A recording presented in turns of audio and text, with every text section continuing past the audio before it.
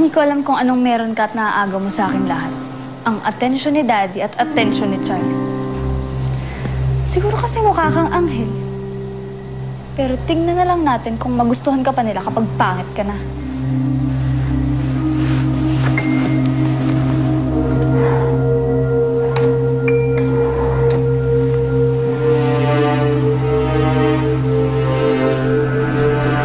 Pagsisisihin mong pumayag ka pang magsumiksik dito sa kwarto.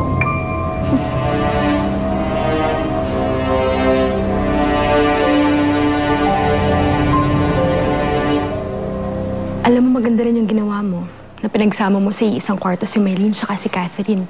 At least, madadevelop yung friendship nilang dalawa, di ba? Yeah, but you know, Trina, I really find it difficult to discipline my daughter. Masasanay ka rin. Alam mo, may tendency na ibigay mo lahat kay Maylene. Kasi she's her only child, tapos ngayon lang kayo magkasama. But I suggest na wag mo siyang sanayin sa mga luho, Ferdy. Kung gusto mo talagang lumaki siya ng maayos, hayaan mo paghirapan niya lahat ng mga bagay, di ba? Habang bata pa siya. Sa bagay. And how did you become an expert on that subject? Pakisabi nga sa akin, saan mo nakuha yung information mo? Well, nung nag-med school kasi ako sa States, inalagaan ko yung mga pamangkin ko. Somehow, natuto ako mag-alaga ng mga matitigas na ulo ng mga teenagers. I see. Thanks for the suggestion. You're welcome. Para sa akin, ganito lang yan kasimple. Siguro, mas mabilis matututo si Maylene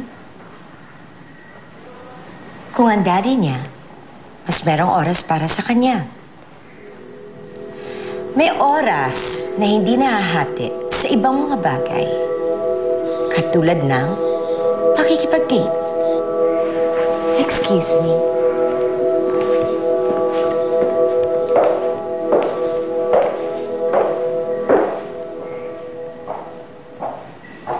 Date?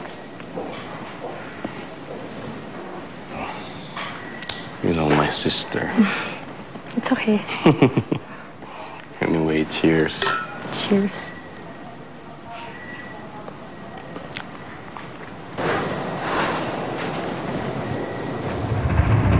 Sisiguraduhin kung hindi mo na makikilala yung sarili mo pagkatapos nito.